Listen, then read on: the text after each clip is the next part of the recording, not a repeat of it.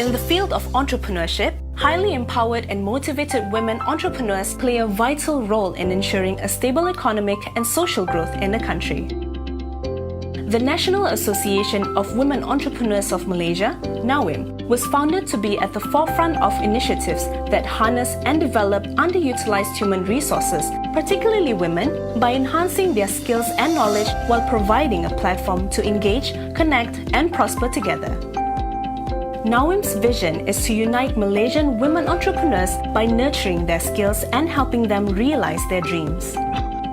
And the mission is to provide leadership and inspiration and to act as a conduit for the transformation of the role of women in business into a dynamic force. NAWIM assists its members to promote, develop and enhance their efforts and activities while encouraging and supporting their businesses and acting as liaison for members to engage with government authorities and agencies. In July 1990, Persatuan Wanita Bumiputra Dalam Perniagaan dan Profesion Malaysia organized a 3-day national symposium on women entrepreneurs of Malaysia. It was decided here that women entrepreneurs of all races should come together to form a national association to develop women's capabilities to realize their potential. At the conclusion of the conference, CIDA donated RM50,000 for the setting up of the National Association of Women Entrepreneurs. By May 1993, the National Association of Women Entrepreneurs of Malaysia, or NAWIM, was born. NAWIM held its inaugural annual general meeting in 1994, when Yang Berbahagia Tan Sri Rafidah Aziz graciously agreed to be the patron and Yang Berbahagia Tan Sri Sharizad Abdul Jalil was elected president for the first term from 1994 to 1996, replacing pro-term president Hajah Faridah Shamsuddin from 1991 to 1994. On 5th September 1994, Yang Berbahagia Tan Sri Rafidah Aziz officiated the launch of NAWIM and the installation of the first committee at the Istana Hotel, Kuala Lumpur. At this function, NAWIM's theme song We're in This Together was launched. Puan Mariam Tun Sulaiman took over the helm as president for the next 2 terms and was then succeeded by Dr. Bien Mei Nian, and in 2005 handed over the baton to Datuk Shamsimah Muhammad Yusof. Datuk Shamsimah held the position from 2005 to 2010. Puan Sarojini Ruth is now the 5th and current president. NAWIM has taken major steps in building credible milestones as a testimony of the efforts and initiatives undertaken.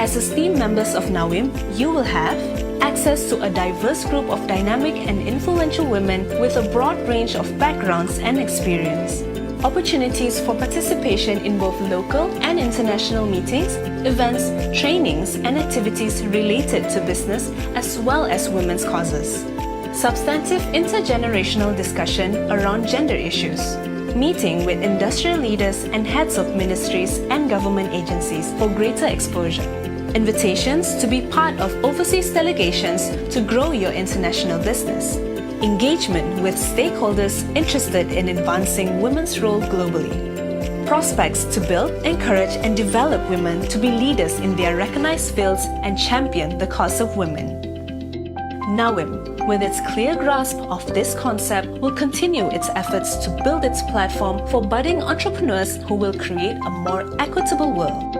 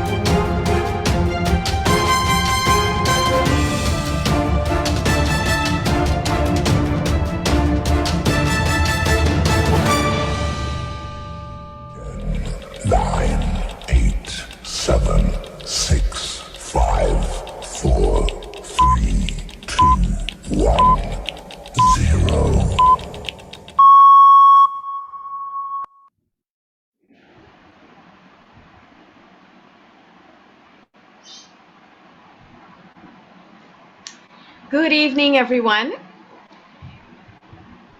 Inspiring entrepreneurship is the vision of Empretec, a flagship capacity building program of the United Nations Conference on Trade and Development, UNCTAD, for the promotion of entrepreneurship and micro, small, and medium-sized enterprises, MSMEs, to facilitate sustainable development and inclusive growth. And that, ladies and gentlemen, is why we are here this evening, to watch, listen, and learn from some very powerful Malaysian ladies and a couple of dashing young gentlemen, if I may say so. A very good evening to all of you present here and also to those who have logged in via Facebook Live. I'm Sandra Ann Gauss, Vice President of Membership of NAWEM, and it is my pleasure to be your MC for this evening and co-moderator for the panel session later. Welcome to this online live event entitled Empretecos Business Survival Game On during COVID-19 and beyond. Brought to you especially by NAWEM, the National Association of Women Entrepreneurs of Malaysia. Now, this COVID-19 pandemic, which we're all too familiar with over nearly the last 2 years, has taken a toll not only on Malaysians, but for the global population too. And for many business owners, things are slowly taking a turn for the better, hopefully. While we wait for situations to improve, and whilst we learn how to survive in this new normal times, NAWEM as an NGO has always reached out to its members and women entrepreneurs throughout this country the last 28 years to not only help them become stronger and more capable every day, but to also become more adaptable, agile, and resilient to sail through these VUCA times riddled with volatility, uncertainty, complexity, and ambiguity. And the Empretec program by UNCTAD has certainly been a powerful and useful platform for entrepreneurs, both men and women, to sharpen their saws and acquire critical entrepreneurship competencies. Before we begin, allow me to give you a quick snapshot of our agenda for this event.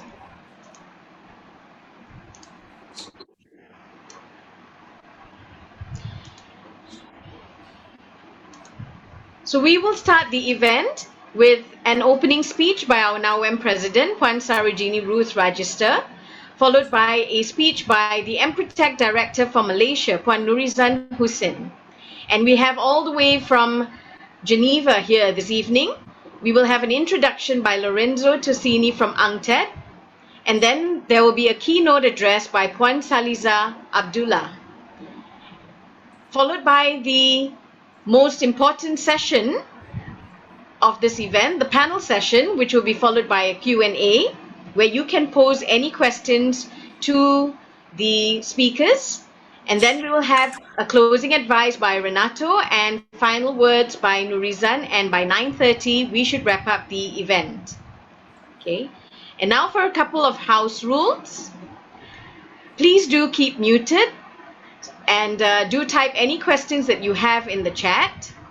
Okay, keep your video cam on as much as possible and basically make this session engaging. It is a session for you, so please do participate. Type any questions and comments you have in the chat, and last but not least, have fun. Okay. So ladies and gentlemen, to start off the event this evening, let's hear from the Iron Lady behind NAWEM currently, Ms. Sarojini Ruth Rajista, who is the 5th and current president of NAWEM. Please do welcome her.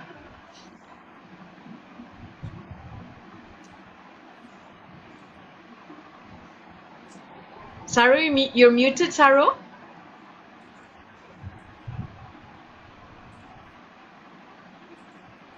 Okay, got you. Good evening, everyone. Okay, can you hear me?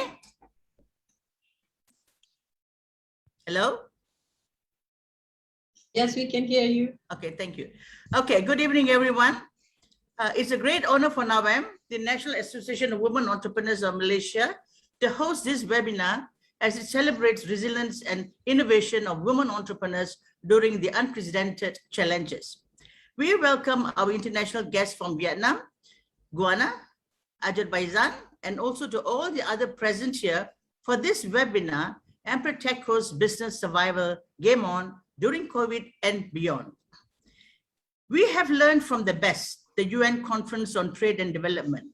Today, we have iconic members from NAWAM who have imbibed the best practices from the Empretec program. We will hear their stories about how they use their skills and the underpinning knowledge they gained from attending the prestigious program facilitated by the master trainers, Mr. Renato Santos and Mr. Roberto Gandara. NAWAM firmly believes that learning is the hallmark for success. We have collaborated with many institutions locally and globally. A case in point is UNCTAD, and the other is the University of Jaén, Spain, where our NAWAM participants learn how to handle a family business and put forward a succession plan. We had 2 cohorts for that program. In the case of Empretec, we have had 6 cohorts, including a train the trainer to help underserved women entrepreneurs. It has not been business as usual since November 2019. The COVID-19 pandemic has pulled the rug under our feet. We had never anticipated that such a catastrophe would happen in 2019.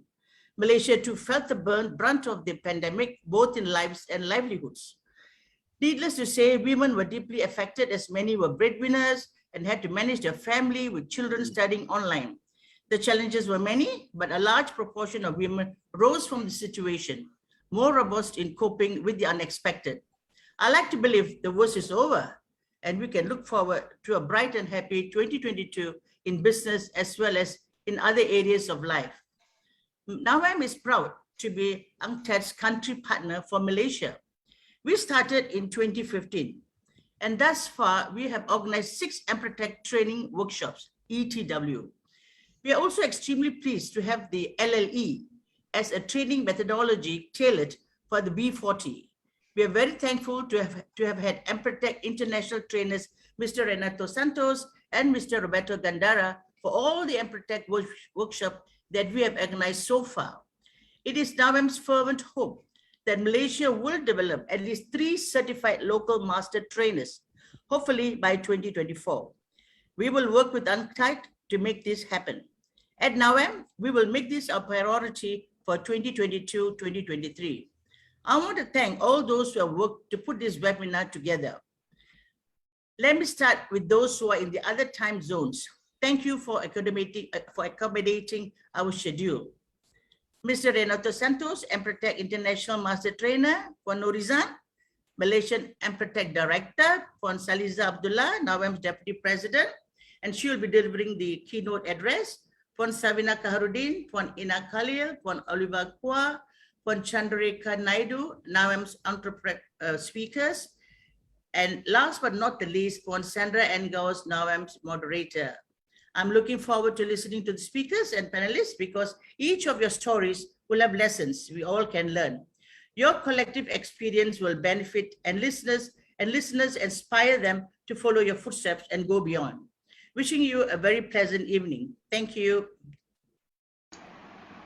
Thank you very much, Madam President. It's always a pleasure to hear you speak.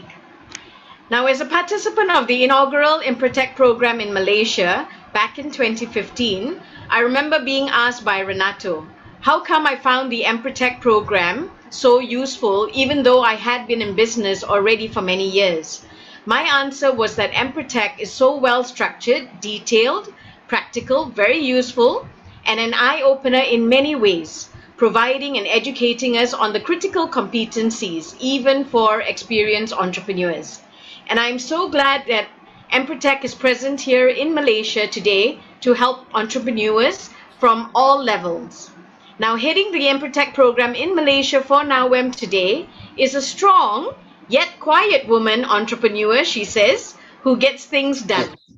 Here to share some of her words of wisdom this evening, I'd like to invite the Empretec Director for Malaysia, Puan Nurizan Husin, on screen to give her opening speech.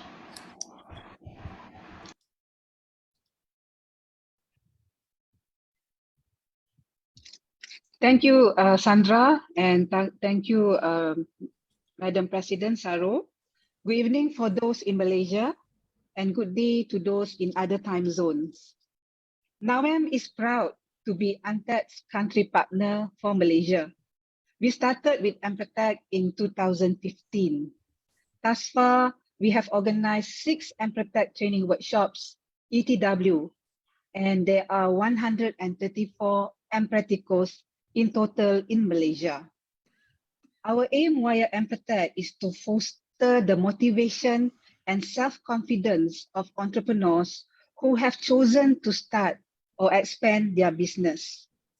Empretec is based on a behavioral approach designed to unleash personal entrepreneurial potential.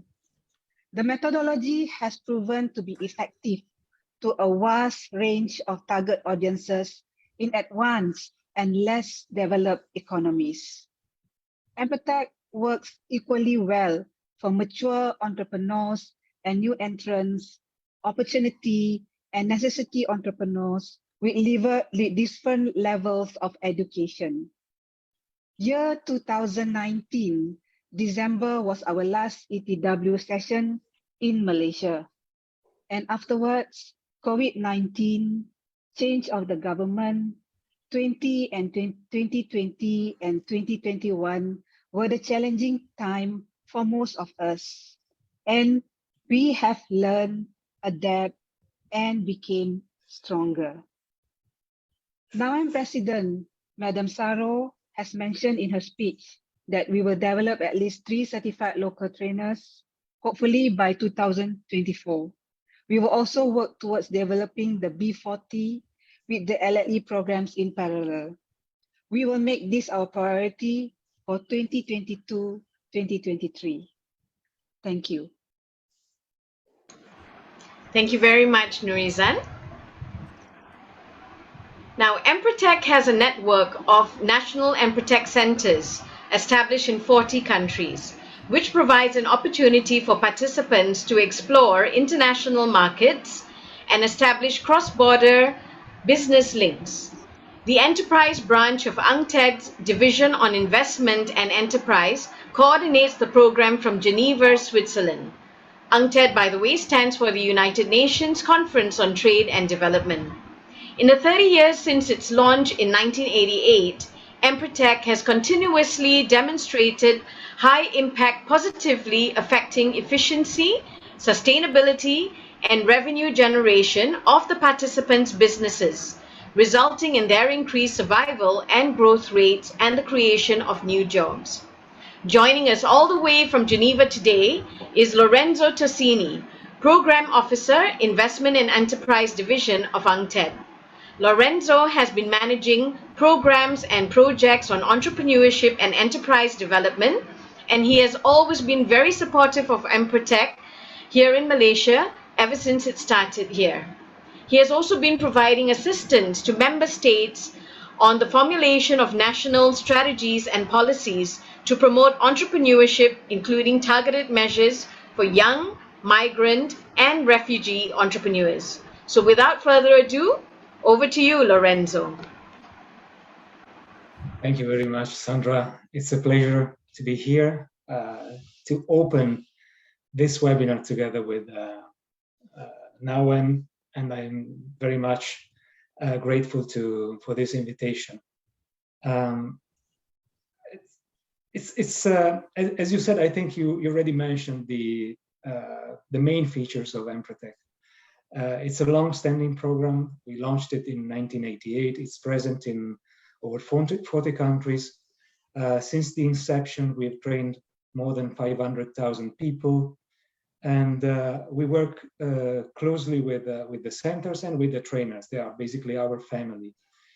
We also work on tools, workshops, additional services that can help particular groups of entrepreneurs, women, youth, migrants and refugees, disabled people, inmates also in some countries, to come up with ideas that can help them build their future. And I think we have something in common with NAWEM's motto. As you said, Empretec is about inspiring entrepreneurship. And NAWEM wants to assist women entrepreneurs to fulfill their dreams. And this is basically what our common vision. I'm very glad about our collaboration with NAWEM, which is, in fact, the only women-led Empretec center in the world. And I look very much forward to our collaboration, not only on women entrepreneurship, but on entrepreneurship in general. Since we started in 1988, we developed Empretec centers in Latin America. Then we moved to Africa, and then more recently to the Middle East, Western Asia, and then finally to Eastern Asia. And I believe that with this new decade, we would like to strengthen our presence in this part of the world.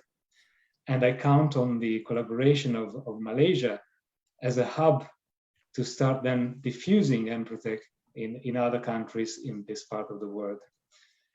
I'm very much excited about the topic today.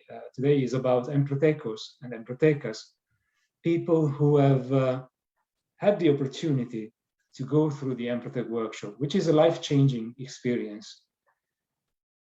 If you hear Empretecos speaking, they all say that there was a before and after Empretec. The lives and also the professional lives changed when they took Empretec because they started to see things from a different perspective.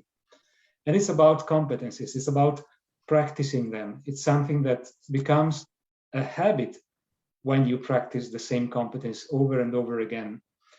And this helps many entrepreneurs, and has helped many of them not only to survive during these difficult times, but also to grow their businesses, to seize other opportunities, to develop specific services or products that were in particular high demand during this pandemic. So I believe we are going to hear very interesting stories today. And once again, I would like to thank NAWEM for this invitation and for this initiative to invite Empretecos and the large public to hear about what Empretec can do to entrepreneurs. Thank you very much, once again, Sandra. Thank you very much, Lorenzo. And thank you once again for joining us all the way from Geneva. It's always a pleasure to see you. Now, Helming BG Capital Holdings Group of Companies, an integrated one-stop security and safety solutions provider advocating on impact and sustainability, is a very strong, powerful, capable young lady who in December 2020, BGCH became the recipient of the United Nations Women Asia Pacific Women Empowerment Principles WEPS Award for the category of Industry and Community Engagement, and will be celebrating their 30th anniversary in January 2022. To present her keynote address this evening, we are tremendously pleased to have with us the Managing Director and CEO of BG Capital Holdings Group of Companies, and also the Deputy President of NAWEM, Juan Saliza Abdullah. Over to you, Saliza. Thank you, Sandra, for that lovely introduction. So first and foremost, a very good afternoon to NAWEM's President, Madam Sarojini Roof, Empretec Director of Malaysia, Ms. Norizan Hussein, Mr. Lorenzo Tusini from UNCTAD, and everyone who is joining our session today. So I must say that it's either a good afternoon, good evening, good morning, depending on where you are joining us from. So it's indeed an honor to be invited as a guest speaker and to be among the Empretecos and entrepreneurs, not only from Malaysia, but from other parts of the world. So I believe Sandra said that this session is going to be engaging. So for those who know me, I'm not a person who is going to follow script. So I'm going to say something, I'll be sharing something that is really close to my heart. So for the record, it is actually exactly this week, 2 years ago, that my cohort and I completed the Empretec program in Malaysia. So that was, I believe, about 2-3 months before Malaysia announced the movement control order due to the pandemic. So it's nice to see a number of familiar faces today, fellow participants, as well as one of our master trainers, Mr. Renato Santos. So I'm glad that I personally have attended the program, because most of the things that I personally learned from the program, I was able to actually put into practice, and it really helped myself and my family business to survive the pandemic. Okay, whether we like it or not, COVID indeed has become a game changer, not only to our business, but also to our health, our personal life, as well as our social life. Things that would have seemed impossible 2 years ago, just like this webinar that we are having, by having a number of speakers, moderators, and audience from various parts of the world without having to leave the comfort of our home, are now a norm, a necessity, things that we cannot live without. Whether we like it or not, we must get ourselves accustomed to the way businesses are being carried out today. Despite the fact that COVID has taken its toll on many, I would like all of us tonight to focus on the positive things or the positive side of pandemic and how it has, in a way, forced all of us to up our game, embrace crisis, and turn it into a new business opportunity for all of us. So the topic of today is about game on. So we are all in to win it. Who's with me?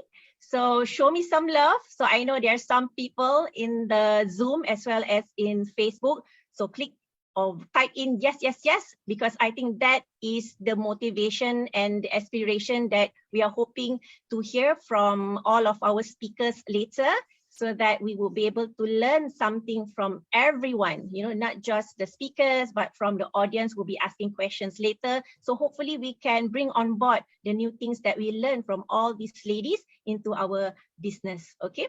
So as an entrepreneur, I am grateful that the business that I'm helming right now has managed to overcome the crisis.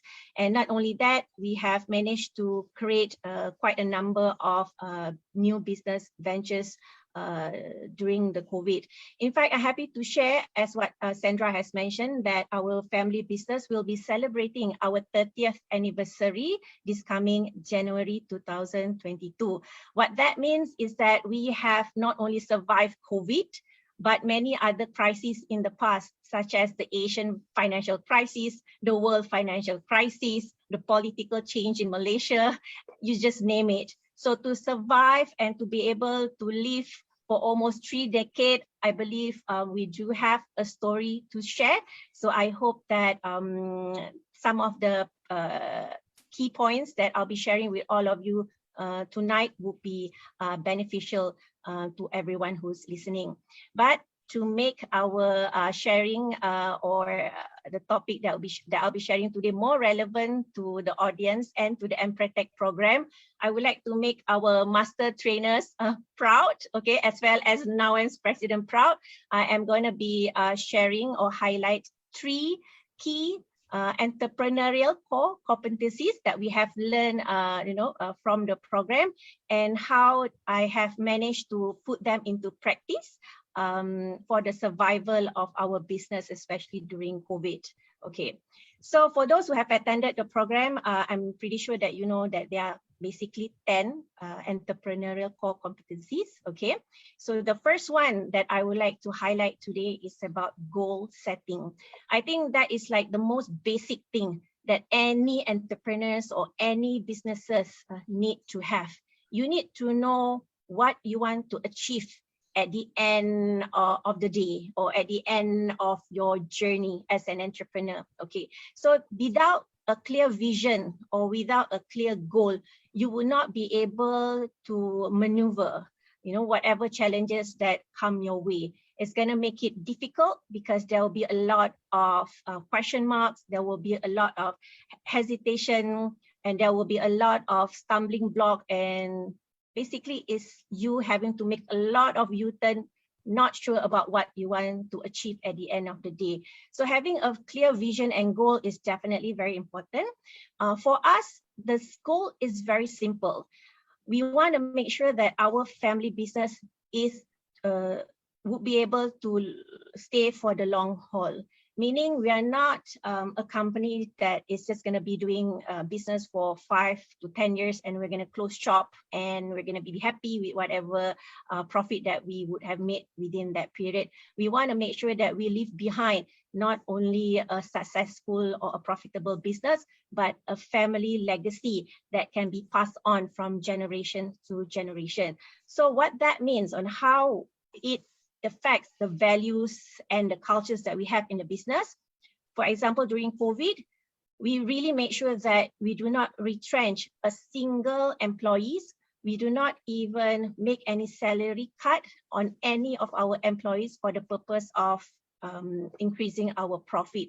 Really make sure that we take care of everyone just as how we would take care of our family. Okay, so that is basically our vision and goal. So once you have that you know, in your plan, then it will make things a lot easier for you to come up with other strategic plans or other alternative plans that you would like to do for your business during the pandemic. So that is one. Goal setting definitely is very, very important. And the second thing would be opportunity seeking and initiative. Okay, so this is something that I think is important for entrepreneurs to continue having or basically put this exercise into action. Do not wait until you have come across a crisis that you want to be that only you want to start into looking for you know, opportunities or come up with new initiative. This is supposed to be an ongoing process in your business so that you will be able to have some options and know what is the trend in the market so that you will be able to come up with new business ideas. Okay, so for us, what we have done during the pandemic is that we actually reach out to our business partners and our clients as well as our friends. What we have done during COVID is that we have pulled together our resources, you know, with our clients, with our business partner to come up with solutions that is relevant during the pandemic. So for example, BG Capital Holdings, one of the companies that we have under the group is a security company, which is considered as an essential services in Malaysia, which means that it is business as usual, despite the fact that Malaysia is under MCO and or put under lockdown.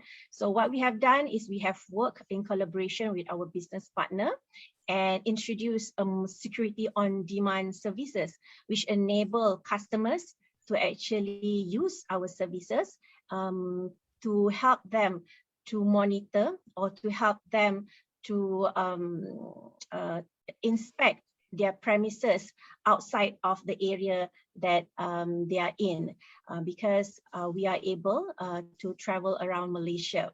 Okay, so that is one of the things that we have done, you know, and this was only possible because we have a pool of trusted business partners and trusted customers who have been with us for a very long time. And another thing that we have done is we have also invested in a number of startups so that we would like to actually strengthen our positioning in AI surveillance and drone surveillance business segment. Yeah, so that is something that we have done. And again, this would not have been possible if we do not done our research and seek out for opportunities even before COVID. So everything was made possible to expedite whatever that we have, the information that we have gotten during COVID. Okay, and one of the things that we have done through the initiative or through the opportunities that was made available by the government is that during COVID, we were able to acquire a new regional office building in Johor, which is located in the southern part of Malaysia. So the government was giving out quite an interesting financial support to businesses in Malaysia, especially the small and medium enterprise. So we took that opportunity to actually invest in a new property that will be able to help us to further expand and diversify our business. And the third core competency would be strategic and systematic planning. Okay, I believe everyone would agree with me. There's a quote that says that failing to plan is planning to fail. So it is very important to plan. As I've mentioned earlier, do not wait until crisis happen that only you want to come out with contingency plans. You should come up with plans today. If you have not done so, that is a list of the things that you need to have in your business, because we live in a world full of uncertainties. Okay, previously it was said that you are going to move into endemic, but now the world has gotten to know about this new variant in the virus that has caused further lockdown in some of the parts of the world. So to live and to survive in this new era, where, as I've mentioned, it is full of uncertainties. For business owners, it is important for us to have a list of contingency plans so that we'll be able to come out with some strategic actions if things were not to go according to what we have planned. So this is something that I would strongly recommend for all of you to think about, perhaps after this session, maybe tomorrow or the next day. But what is important and what you need to remember is that whatever strategic or plans that you have in your business must always relate back to the vision and the goals that you have. Only then you will be able to remain sustainable, and the business as well will remain sustainable. So I'm just going to share with you, because I know that I only have 10 minutes. Okay, so I'm going to share with you one interesting quote by Andy Grove, the former CEO of Intel. He said that bad companies are destroyed by crises, good companies survive them, great companies are improved by them. So which one are you? That is a question that you need to ask yourself. Okay, so perhaps from the sharing that we're gonna hear from the other four panelists tonight, we will be able to re-strategize and rethink about what we want to do and how we want to take our business to the next level. Remember that it's about being in a game, and every players would want to come out as a winner.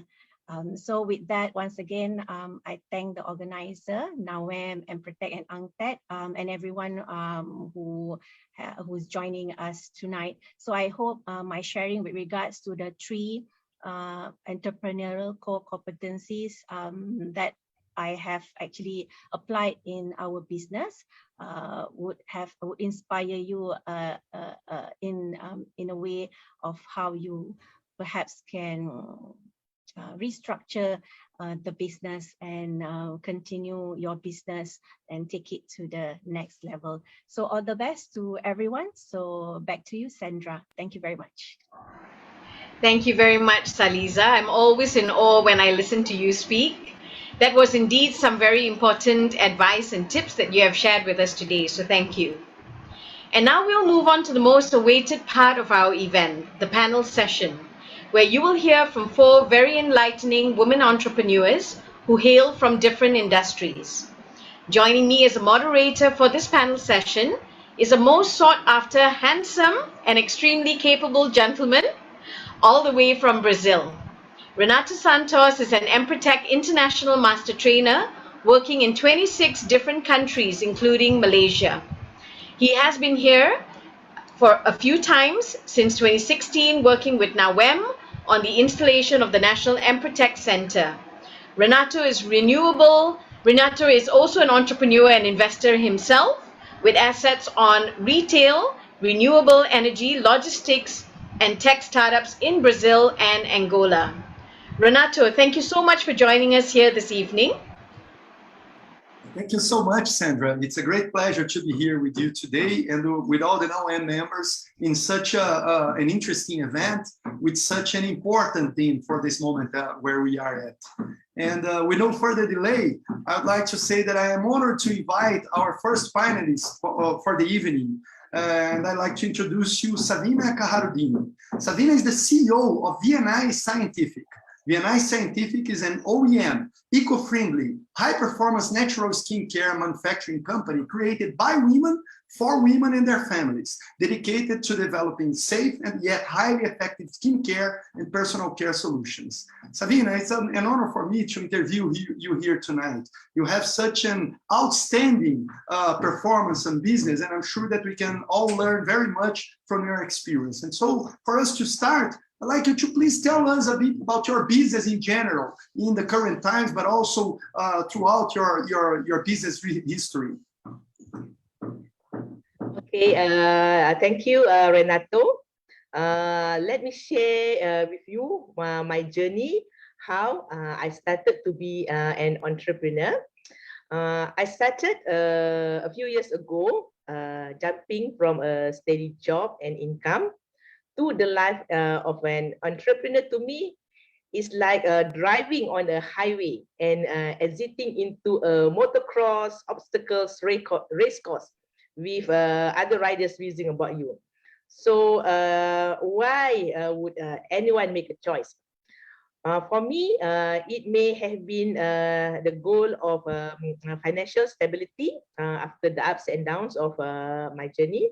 So in 2015, my family and I, we pack up and moved from KL to Senawang. That is when I was retrenched. So we start to embark on a journey of entrepreneurship and faith. So we went from an enterprise selling cosmetic products, and then later we set up an OEM company designing, formulating, and manufacturing cosmetic products for others. We emerged a little muddy and bruised in the beginning, and now we step into the next stage to grow the company. So and now VNI Scientific has been recognized by various institutions as an industry expert and comply with OEM manufacturing best practice. Recently, we have been awarded the SME OEM Excellent Award by Merdeka SME Award on September 2021. And it has always been our differentiator from other OEM manufacturing company to be pioneer in biotechnology and nanotechnology research on beauty and cosmetics formulation. And I would like to share a short video on VNI Scientific. Can Bhuvna play this video on the VNI Scientific new innovation?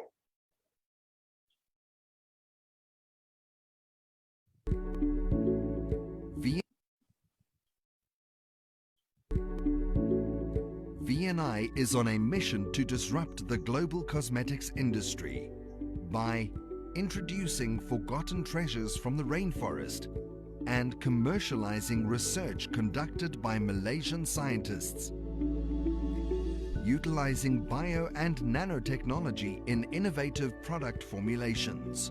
VNI's goal is to put Malaysia on the map of the global cosmetics industry. VNI Scientific Sendirian Berat, science and tradition combined. Okay, that is some brief explanation about my journey on entrepreneurship. Yeah. Okay, Congratulations, and with such a rich history, with so many interesting features on your business, I'm sure that our audience will have a lot of questions to ask you further. So I'd like to, as Sandra has mentioned in the chat, I'd like you to please pose your questions or comments that you would like the panelists to address after the four panels, the four interviews are over, in our chat, so that we can select some questions to ask the panelists later. But Savina, we see that at this moment, we are facing unseen times with the global pandemic. Some people would say that only war times rival with the tough conditions that are currently going on for the survival of SMEs. So we'd like to ask about your advice or your receipt to keep your business fit during this difficult period. What measures have you taken so far? Okay, the COVID-19 pandemic, which challenged others SME, actually boosted our business instead, providing momentum into this year. I mean, that is like to me, it's a surprise. This is because we have the permission to operate during COVID-19 to produce hand sanitizers due to the high demand and short of supplies. So previously, we used to seek customers, but during COVID-19, we received many customers who were looking for hand sanitizers. So when I asked them how do they found out about us, they mentioned they search VNI in the Ministry of Health website, and most of our customers like regional distributors, NGOs came to us because they want to purchase hand sanitizers to distribute to the frontliners. And we also noticed that during the pandemic, there is a change in consumer behaviors where personal health has become a biggest concern. So consumers were looking not only for hand sanitizers, but also like antibacterial hand wash, antibacterial shower cream, and also because of the long hours of wearing face masks, there is this new term called maskne, that is acne outbreak caused by facial mask. So we started to manufacture acne cleanser, acne gel, and we use this opportunity to publish online about our services. And from there onwards, we don't stop. We keep on persistently advertise our products and services online. And furthermore, when the borders was closed during COVID, as a manufacturer, I faced difficulty to purchase my supplies from other countries. So I had to pivot. I started to engage local suppliers and think of any kind of innovation to sustain.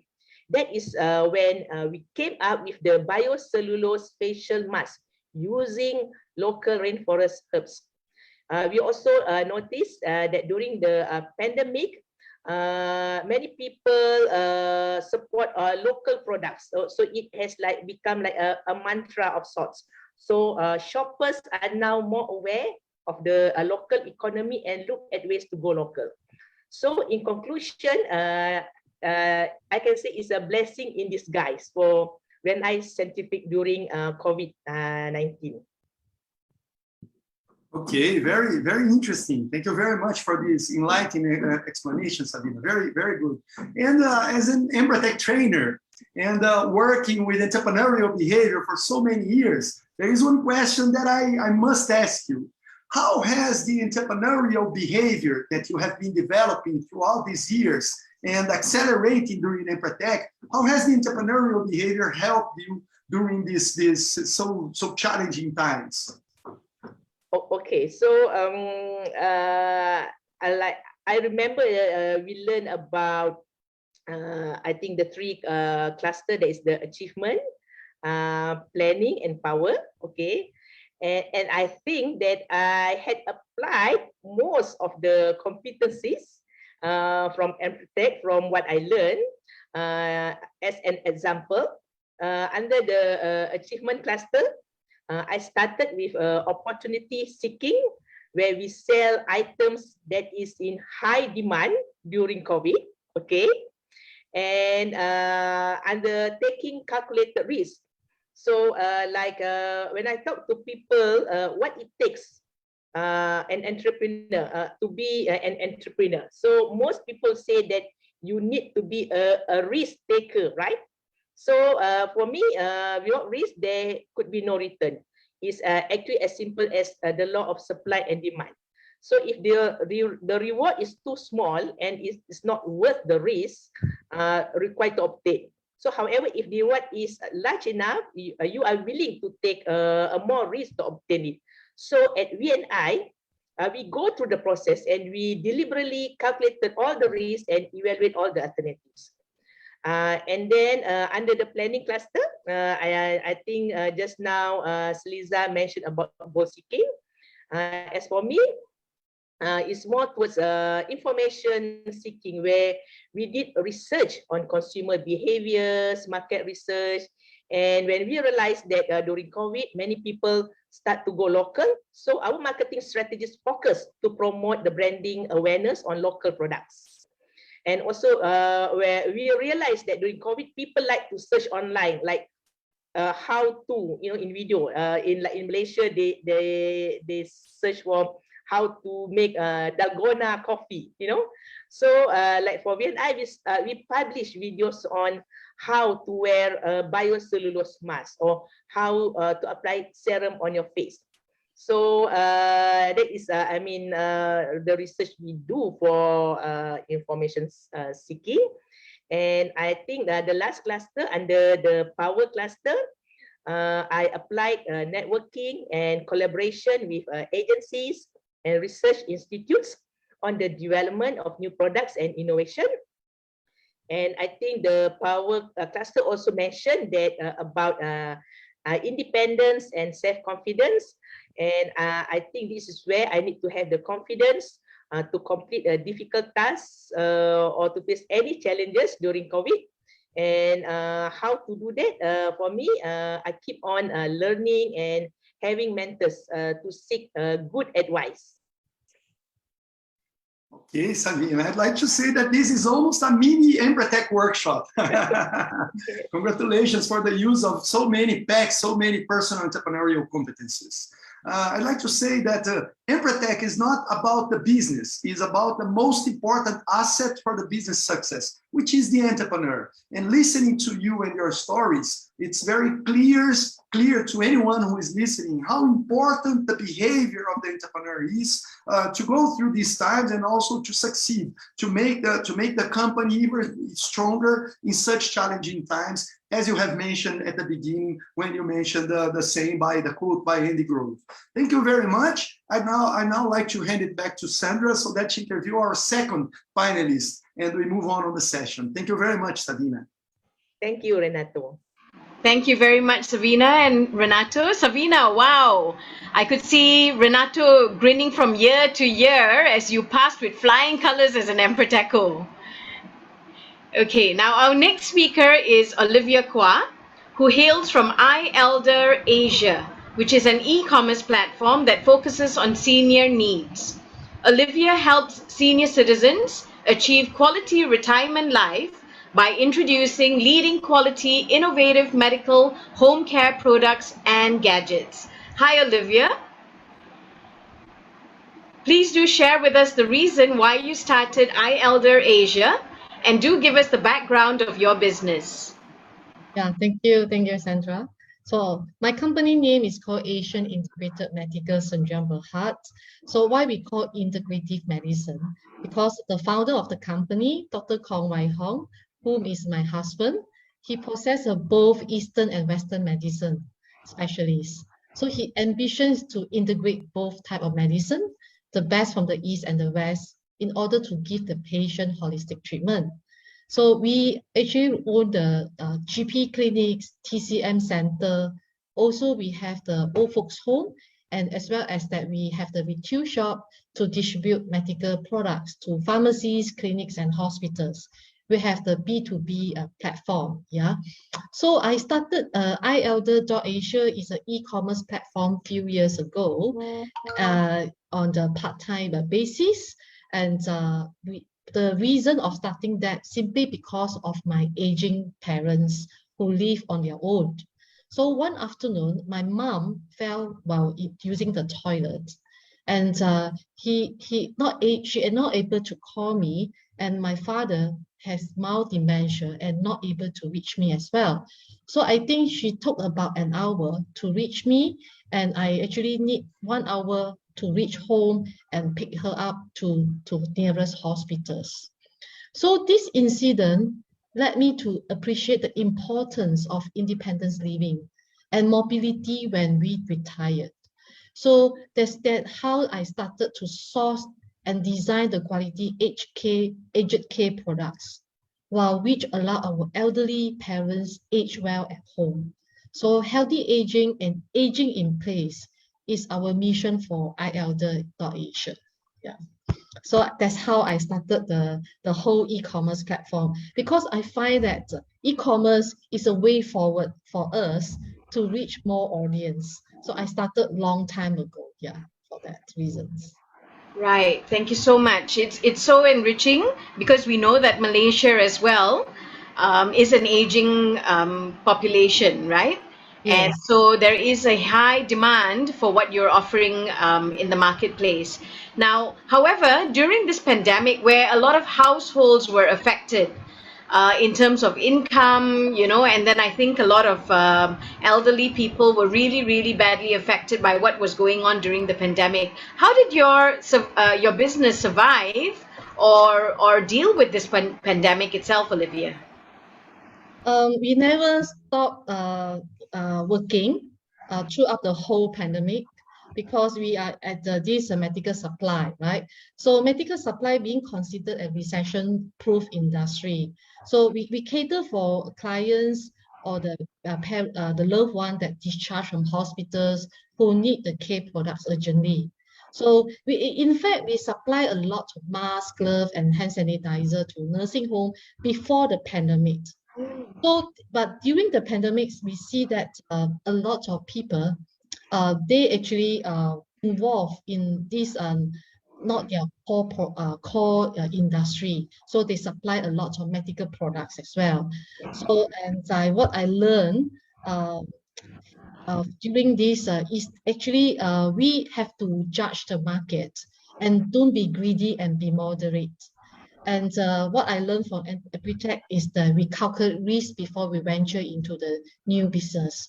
So I find that a lot of people, they are not in the medical supply industry, but they venture into this business because this is a pandemic important products to venture into. So they become a bit greedy, they purchase lots of products. For example, recently, there is needs for the oxygen concentrator, and lots of people, they are sourcing for that and bring the products in. But once that the products arrive in Malaysia, that product is not become the demand product. So they actually start with the stock that have it. So that's why I think that is very important. And the competence that I learned through this Empretec is more to the, doing the risk calculations. And this enable us that have to be moderate and doing the things. And when we involve the project that we are not familiar with, we must able to judge the calculate the risk in order to not to get burned or incur losses. Yeah, for that. Right. Okay. And yes, I remember a time where, I was getting a lot of calls from people from all over the world sourcing for gloves and so on. It's true. Many people jumped on the bandwagon during this pandemic, yeah, to get involved in this business. Now, in preparing for 2022 itself, which would you say is the most critical Empretec competency that you would be focusing on in order to grow your business further during these times? Because it is still very volatile at the moment, right? I will choose this, the competence that I choose it, always adopt it, is the goal setting. So it's still that I still find that I have to be focus on the niche market that I cater for. Be very frank that a lot of people, they're not really into the elderly care products. They rather go for the baby products. Easy to make money, right? But for me, I love this industry. I think I can do better for the industry. So I set myself the goal setting for what I want to be is that I want to do the home modifications. I want that all our parents, that senior parents have a safe place to live. So that's a lot of finding the solution for the aging populations. So I set whilst during the sharing sessions that we must have the clear and specific long-term goal, and also we had to measure that short-term objective. So I actually narrowed down that in 2022, I want to have the showroom to showcase all the good quality products that can modify our home to become a safe place to live for our parents. That is the goal that I would like to achieve. Yeah. Thank you so much, Olivia, and I want to congratulate you because I think you are really serving this market very well by helping them, with their needs itself, providing them with whatever that they need. Yes, right. So thank you so much, Olivia, once again. Thank And you. now back to you, Renato, for the next speaker. Thank you very much, Sandra. And Olivia, congratulations for such an inspiring story. I'd like to introduce you now, Chandrika Naidu. Chandrika is the founder and baker of Heavenly Bakers Cakes and Pastries. She's well known for her signature cake, Cake Bahaya, or dangerous cake. Believe me, I've tried it already. It's really dangerous. She's a certified professional baker and by Berjaya Culinary Arts School in 2015. And she started Heavenly Bakers in 2016, immediately after she was certified. Chandrika left her corporate job as a manager in finance and found her path as a baker. Today, she has given business opportunities to many single women and ladies who buy and sell her cakes to generate income. She also provides business ideas and training to women entrepreneurs, specifically in digital, social media, mobile marketing, and branding. She's proficient in creating well-targeted, omni-channel strategies across the digital, traditional, and experience marketing spectrum. I give you Rekha Naidu. Please, Rekha. Thank you very much, Renato. And let me please start by asking you, tell us a bit about the story of your business in the past years since you started it in 2016. Okay, as everyone knows, I started at 2016 after leaving my job from corporate, and it was actually very surprising to me that I had a passion into baking because I've never baked before. So after learning and venturing into this, and thankfully, what I studied before, which is for my degree was in marketing, it really helped me a lot to build my business solely through social media platform. So for the past 6 years and ongoing, my business has been growing constantly. And during the pandemic as well, I was really surprised because I was able to venture into a new business as well in the food and beverage industry. And I would say the training that we attended was very helpful because I was able to identify how to overcome the what they say the troubled times, the pandemic, and use it to my advantage and build this business to the next level. So very happy that I actually was one of the Empretecos who attended the training, because without it, I probably wouldn't be able to use that to my advantage and be here today. Very good, Rekha. Thank you very much. So since you have seized a new opportunity during these so difficult times that we are all facing, could you tell us a bit more about this story? How did you identify the opportunity, and what measures have you taken to explore it? Okay. First of all, during these times, I identified that food industry never dies. Like everyone needs food. Everyone needs food, and surprisingly, Malaysians love dessert, even though it's not really healthy, but they love dessert. And that's how I realized that, food and beverage industry is what my path should be. I should go to that path. And then there was a short of fresh seafood at that time. It means people can't walk to the market and get it by themselves. People were struggling to get things delivered to them and all. So I saw this as an opportunity with all my customer base, because a lot of people were asking me like, Rekha, where do you buy your raw material? Where do you buy your daily groceries and all? So I saw that as an opportunity. And then I discussed with my husband, and then we kind of find suppliers to directly supply to us. And that's how this new business started. And it was very easy for us to grow because my customer base was already there. And everyone was very happy because they don't have to find a new face who they can't trust, or they reluctant to trust. And one more thing we actually did is we understand that everyone was struggling financially. So we gave them on a credit basis where they can pay us 1 week later, or they can purchase for the entire month and then they pay later, which everyone actually appreciated because they were waiting for their paychecks, and in between they had no income. So these strategies were really helpful for this business to grow very fast, and it's still going on despite markets are open and all, because they know that what we are supplying is very fresh and it comes to their doorstep cleaned and easy, ready for them to use. Very good, Rekha. So I see that you took some steps to expand your business to a new area, to a side business that seems to be very profitable. Congratulations for that.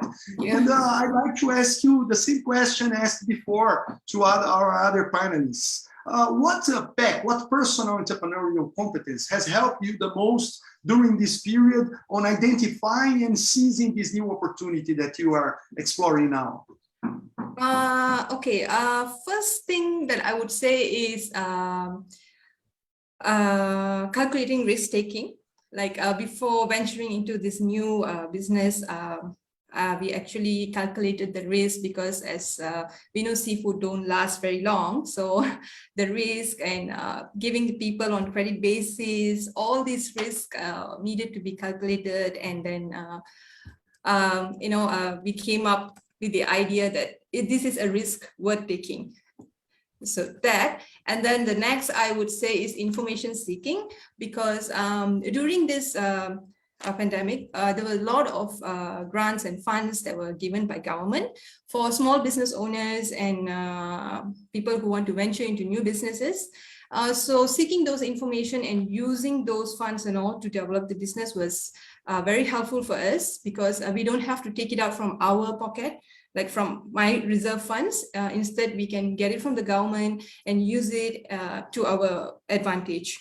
And as well, the next I would say is networking. It means like we have to communicate to our customers to let them know what we are facing, and also understand what they are facing, so that we can come to an agreement or understand each other. And to be honest, the customers were always very helpful. Like sometimes we have extra and then we'll be like, what to do with it? Okay, let's ask our customers if they're willing to help us. And people are always there to help each other. So the key point or the key thing that everyone should embrace during this pandemic is helping each other, and never hesitate to ask for help when you actually need it.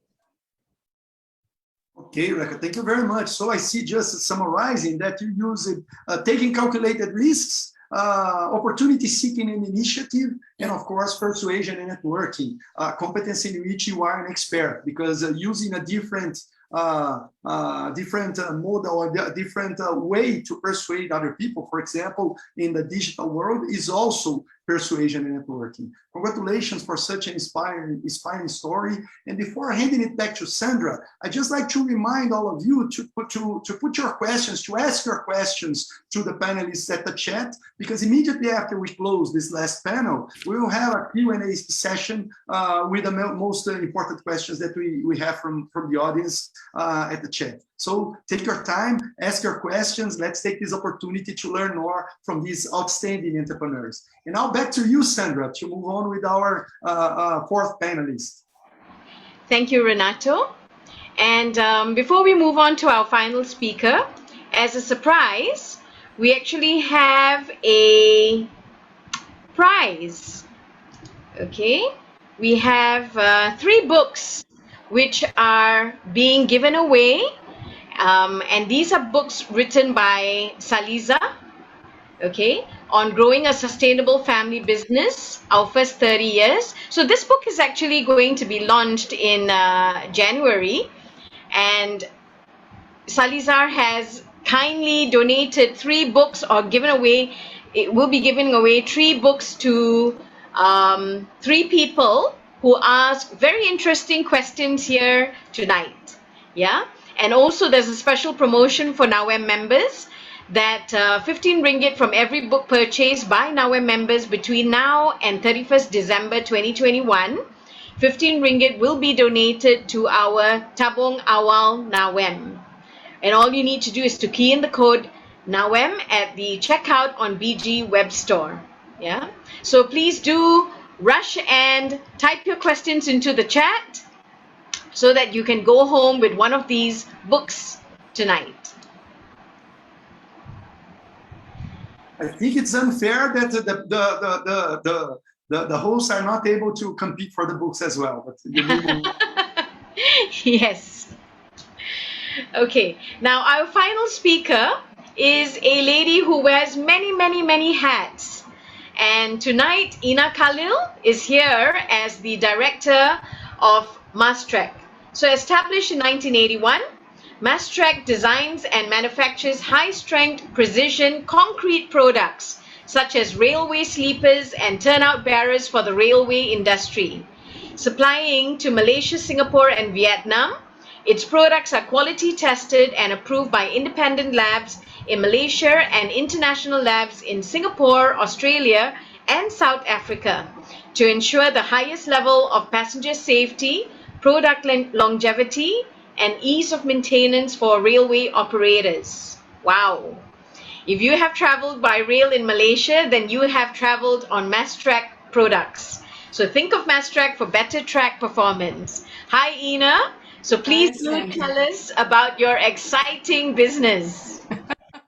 Thank you so much for the introduction. So as Sandra mentioned, Mastrek is a manufacturer for high-strength precision concrete products, and the current focus products that we manufacture are railway sleepers, turnout bearers and slabs. So for, I think, most of us who are not familiar with what these products are, so I have some toys here to share.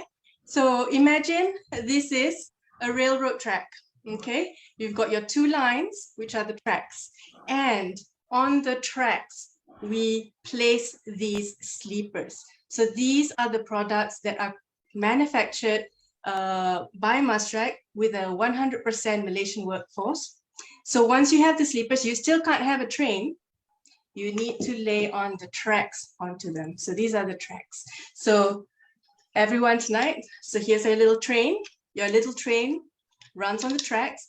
It is the sleepers underneath here these are the products that we actually make. And just for a little bit of knowledge, sleepers are what the concrete products that are placed on straight mainline railway tracks, and turnout bearers are the sections that are creating curves and corners and junctions on the railroad lines for you to turn into your depots and your stations.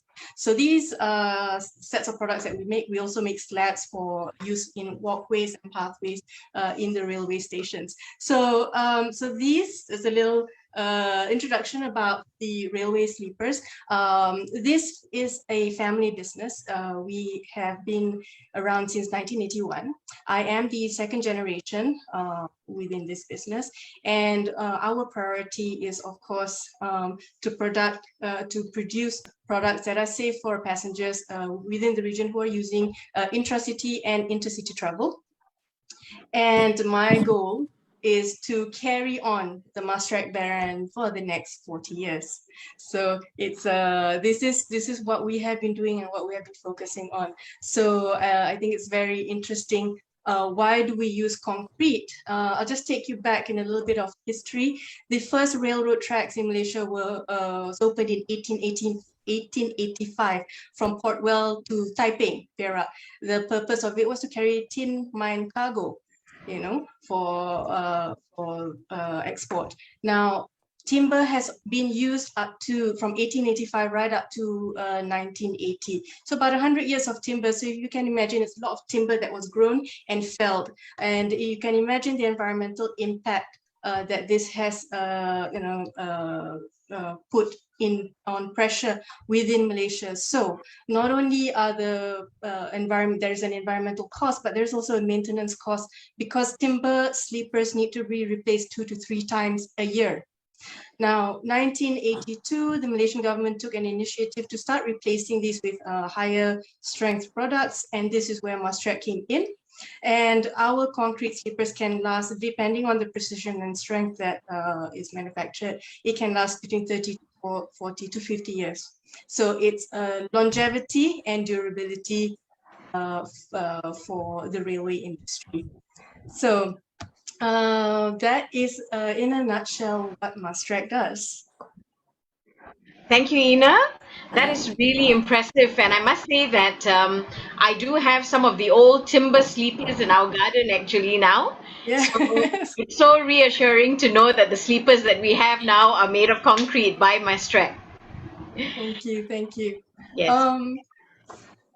Yes. Now, my next question is, during the pandemic, where a lot of infrastructure projects were put on hold, I know that engineers, construction companies were all crying because, I mean, projects were stopped and so on. How did your company fare during this 2-year period? So we were also affected by the lockdown. We are not considered an essential services. So for many, many months, we had to stop production. Interestingly, just before the pandemic occurred in 2009, we had actually done 2 interesting things at Maastricht.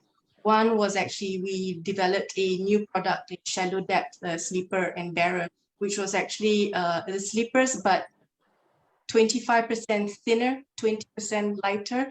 This creates extra value to the customers in terms of savings for installation, transportation, even noise and vibration attenuation. These are factors that are very useful for urban, metro, urban railroad installations, because you don't want to have a lot of noise and vibration in the city where pedestrians are walking and where residential buildings are. So we had this shallow depth sleeper that we had just put out, and this was for a client abroad, and we wanted to promote this as a new product. And so that was one interesting development that had happened, and the other one on the plant, we had recently upgraded our batching plant. So as I mentioned, we work with concrete, and we actually have our own batching plant on site. The strength of the concrete that we use is actually far higher than what you would normally use in residential buildings, normal buildings. So a little bit of going back to your science lessons in school, the average building strength is about 40 megapascals. The twin towers, KL twin towers, the strength is about 80 MPa. So Maastricht products, we run at about 68 MPAs, so very high strength products. It is to be able to sustain the high, short time, high vibration, high speed traffic of the load of the train at that time. So we had invested in a new batching plant, so we were all excited. to start work with the new plant in January, February. Come March, everything was at a standstill. We couldn't do anything. So we're not essential services. And essentially all we could do was run the machine so that they are just operating, but no production could occur. Okay, so it was very, of course, very difficult and challenging for us because we are part of a supply chain to our customers. And they do, of course, they also were in the similar situation, so they knew. So what happened that was very important, and I think is a lesson within the one of the competencies that we used, was a lot of communication, the networking, explain to our customers, to our suppliers, to get information about the raw materials that were coming in or not coming in, to be able to let our customers know the progress of their orders. Because we do have customers for abroad, there was a lot of communication that needed to happen between understanding whether we were able to or not able to produce. Because in some countries, when they say the economy is open, so they assumed that we were able to operate, but it was not the case. So there was a lot of back and forth and communication and documentation that had to happen. So, but I think it sort of is, I think as anything, when you're servicing clients, it is important to keep the communications open. So I think the next related competency that we focused on was basically our commitment to our customers. The commitment to, assure them and comfort them that these products would be delivered, slightly delayed, but we had to keep them updated because we were not the only supplier to our customers. There were many parts in the railroad system that were coming in. So as long as you're clear, there will be, the understanding, so they are not left in the dark. The other thing that we focused on was commitment to our co-workers, our team members. Same with Saliza, we opted not to let go anyone as best possible. We did not have salary cuts. We tried to maintain that. I think because for us, our family is not very big. Our family is about 40 strong. So we need everyone in the team is essential because everybody has a different role. So even though there was no production for many months, our commitment to them as members and team members and long-serving Mass-Track crew, I think it borne out. So now that once we were able to resume operations, I think everybody was relieved and happy that they could come, but also mentally ready to, commit to the hours that we needed to put in to deliver and catch up, So I think I'm happy to say that we have managed to catch up. So there is a testament to the team, the management team at Mass-Track and the crew on the floor, being very committed to our customers and also committed to maintaining the quality of the products that they are producing. And I think an interesting outcome of the pause, though, that happened was to give us the ability, a little bit of a time to think, to think about other opportunities. So we, while we were thinking about how to resume productions and all that from the practical purpose of operations, but that pause helped us reconnect back to our partners and collaborators and technology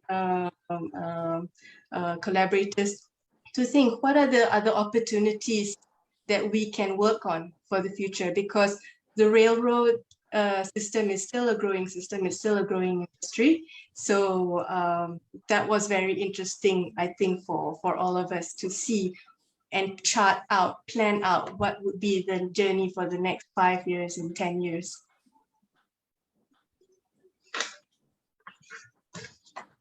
Thank you so much, Ina, and congratulations on being able to use the competencies from Empretec, such as networking, opportunity seeking, as well as information finding, so that you could then be prepared for when the market started to open up after the pandemic. Yeah. And so what advice would you give other micro and SME owners who are still struggling during this period? What competency, what critical Empretec competency would you actually advise them to use, in order to get out of this pandemic? I think I echo what Saliza mentioned. Goal setting is probably one of the first steps you must think about, because without the goal, and the goal could be something simple as, I just want to choose my next step. So how we saw Reka say, okay, I'm going to choose to expand to another FMB because there is an opportunity there, but this is where I've decided to set the goal. So likewise, with us, the goal is we want to have extend the longevity of the company, but the goal was let's focus on opportunities, new technologies, new products, and new market expansion. So I think for our fellow listeners here, think about the goals that you want to achieve, and there is no goal that is too small. Thank you so much, Ina. I think Nurizan, Lorenzo, and Renato will all be very, very happy with all the 4 speakers this evening who have clearly demonstrated that they have learned very well and applied the competencies that they have mastered during the Empretec program. Yeah. So thank you so much, Ina. I shall now invite Renato to please conduct the Q&A session. I do believe that we have received some very interesting questions as well. So could we please bring the other 3 speakers back on as well, please? Yes, thank you very much, Sandra. So before we move on, we're now having a quick Q&A session for the panelists. I'm going to ask one question for each one of the panelists that we had tonight, giving preference to the questions that came from the audience. So I'd like to start by asking you, Saliza, a question from T. Rukumani that asked, how do you manage your time with running your family business? So how do you manage all your activities, including your activities as a family member during these times? How are what advice could you do on this respect? Yes. Hi. Okay. I'm not on screen, but I will. Yeah, I'm now on screen. Okay. To answer that question, I'm the type of person who really plan my schedule. In fact, I follow the Robin Sharma's 25 a.m. club. So every morning I would actually make a schedule. So I would definitely have a plan. So what I do is I prioritize my schedule. And the other thing is that because I run my own business, okay, so I have the flexibility of incorporating family activities into my business activities. So for example, this coming December in Malaysia is school holiday, and I have a plan of going down to Johor to visit our new building. So the plan is I'm going to bring the whole family, my husband, my children. We're going to book a hotel. So it's going to be a fun activity in Johor. At the same time, I'm able to spend few hours during that session to meet up with my team in Johor to discuss about official matters. So it's about prioritizing your schedule, plan, and always have the flexibility of trying to bring on board your family into your schedule. So that would be my response to that question. Thank you. Thank you very much, Saliza. Very enlightening. Thank you very much for that.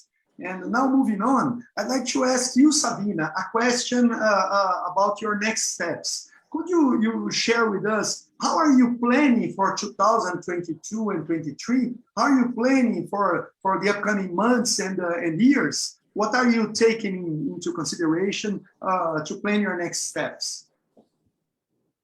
Okay.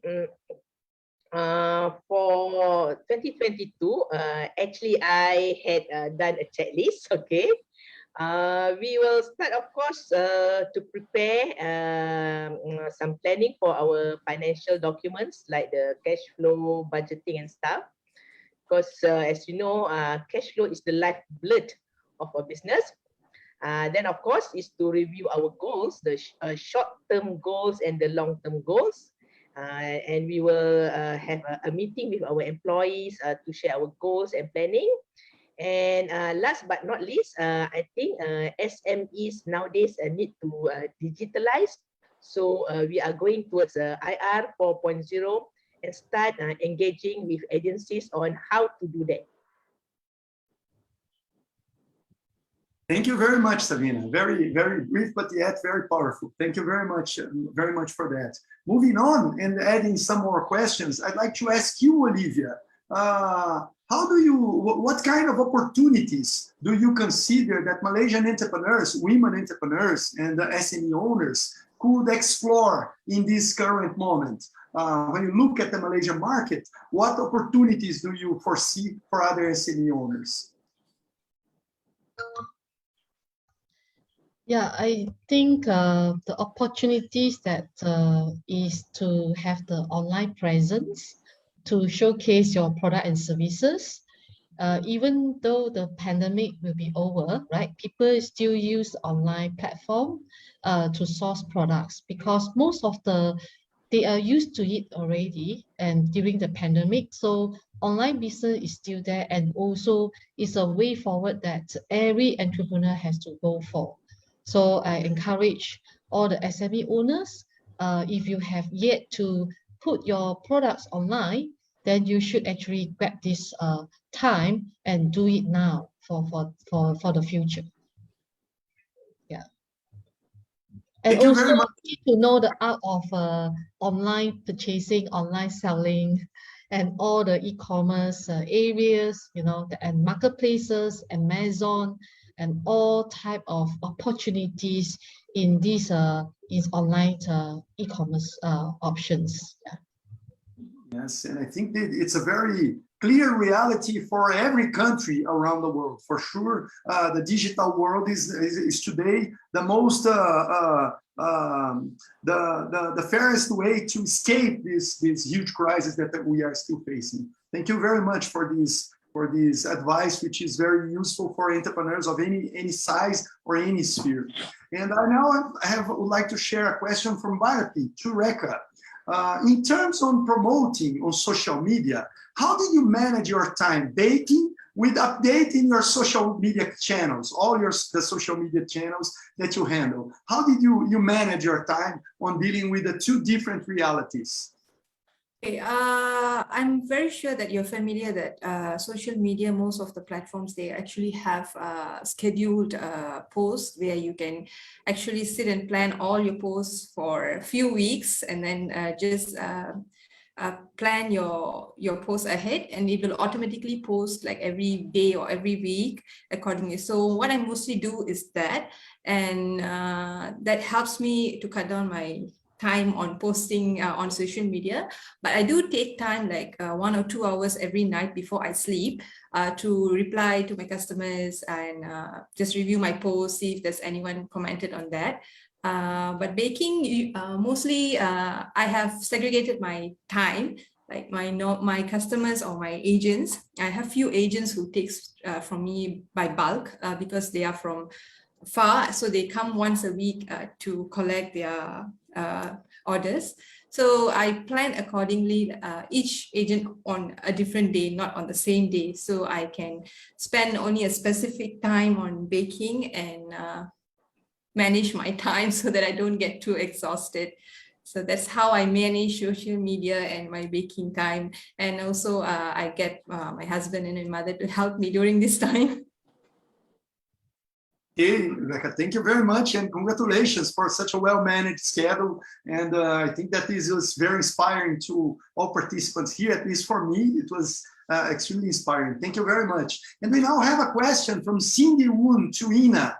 Ina, did you diversify to other industries as well during the pandemic? Did you take the opportunity to invest or to start any other different kind of business during the pandemic times, or did you keep focused on your original company?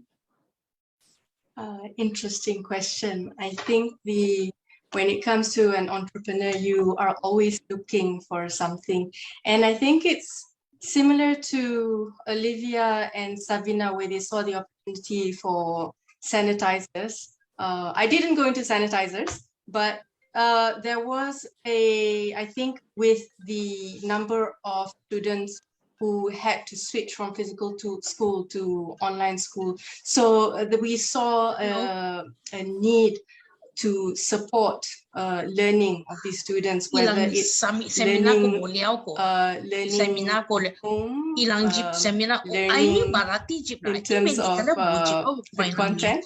Marina, I think that we have someone with a microphone on.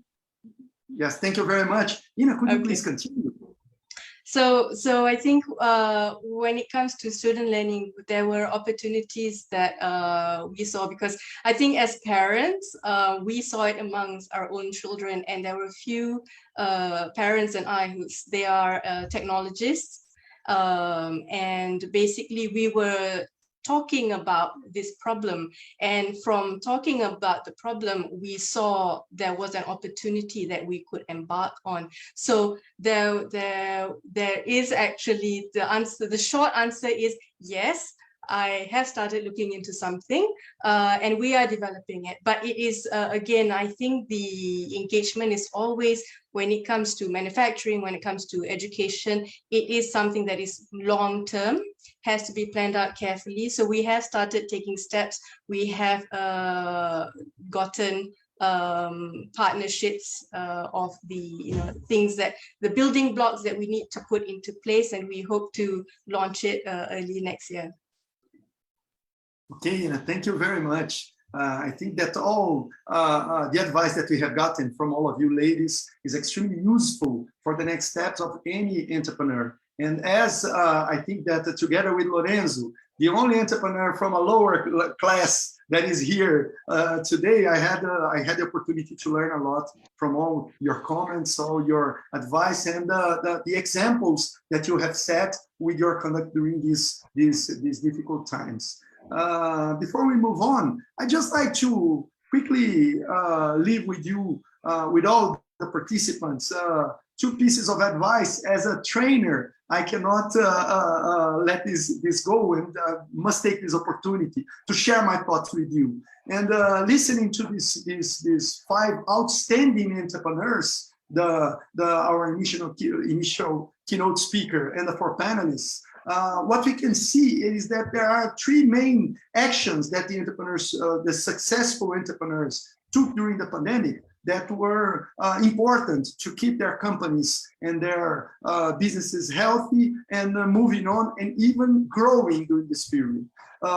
First, one that was not directly mentioned, but was within the actions that these entrepreneurs took, is the seeking for efficiency. We are in a moment where revenues are extremely compressed by government decisions due to healthcare, but government decisions or lack of market opportunities or lack of customers walking around or passing by or even shopping.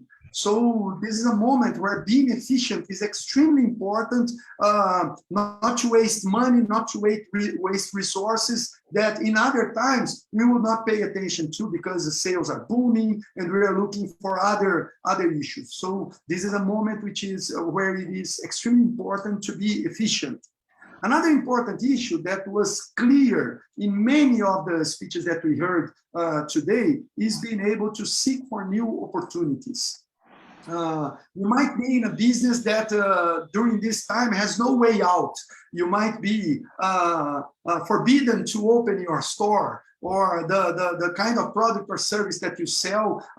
For example, you might work with tourism, for example. This is an extremely hard moment for this kind of business. So seeking for other opportunities is extremely important. We heard Savina talking about how to explore an opportunity that was brought by the pandemic. And this is happening throughout the world. While there are people and businesses that are shutting their doors down, there are people starting new and seizing new opportunities due to the new scenario that was brought by this terrible crisis. Of course, no one is demanding that you are successful. But even to survive, you must be able to practice opportunity seeking and to take the initiative to seize the new opportunities that appear. And finally, something that will be important, not only now, but throughout the upcoming 3 or 4 years, is to seek for new markets. What the pandemic has done by lowering down our revenues, but also our employees' incomes, is diminishing the size of our markets, the total available money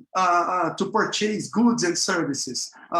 So if you stick to the former markets that you used to work at before the pandemic, what you can expect is that perhaps you have lower revenues in the upcoming 1, 2, or 3 years. So it's time to seek for new markets, to export, to go to different cities, states, or even countries, or even continents, because I know that in Malaysia, many of you entrepreneurs here already trade with other countries nearby, but perhaps it's the time to look for new horizons, to new continents, to countries where you have never been before, in order to develop new markets that will be able to bring your revenues back.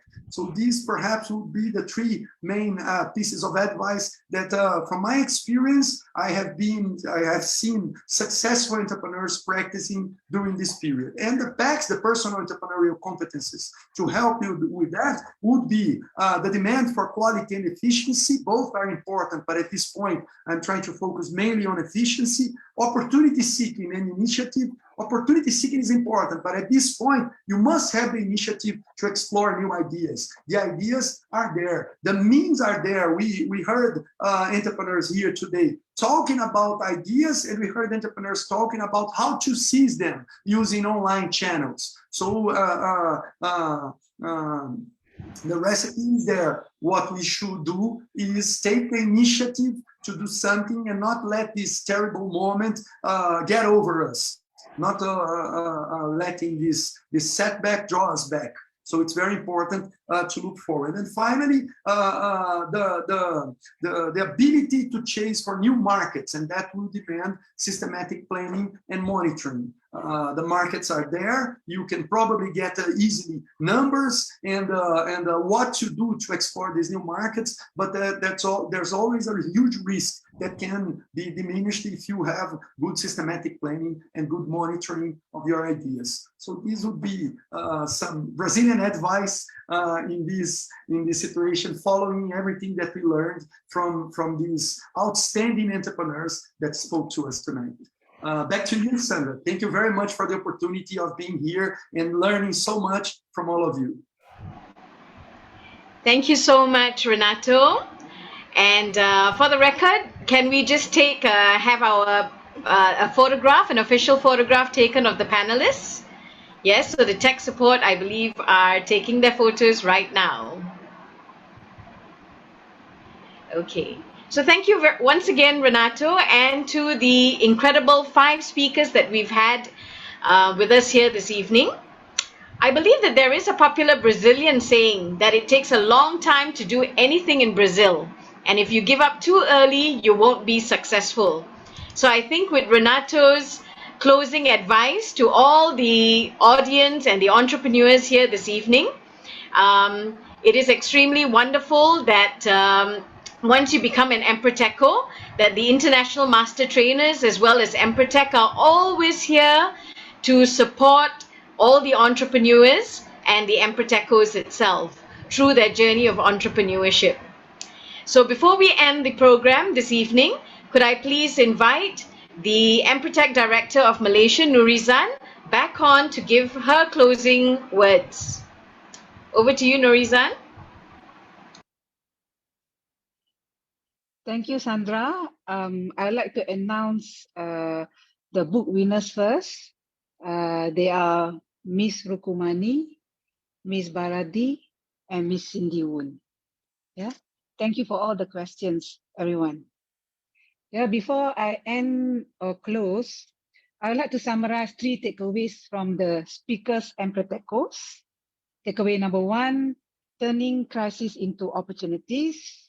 Takeaway number 2: taking calculated risks can generate new and profitable opportunities.